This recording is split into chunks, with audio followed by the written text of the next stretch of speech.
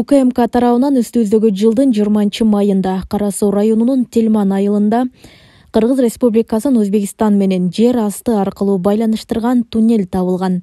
Маалым болгондой, бул туннелдин тереңдиги 15 метр бийиктикте. Туннелдин кире бериш жери 1,8 метр, туурасы 1,5 метрге жакын. Кире бериштен чек ара сызыгына чейин 40 метр, туннелдин кире беришинен чыгуусуна чейинки аралык 270 метрди түзөт. Ошол эле учурда жогорудагы жер астынан өтүүчү жолдун табылган аймактын ээси учурда Жалал-Абад областына караштуу Кызылжар психиатриялык бөлүмүндө жаткандыктан акыл эсин аныктоого кайрадан экспертиза өткөрүү пландаштырылууда.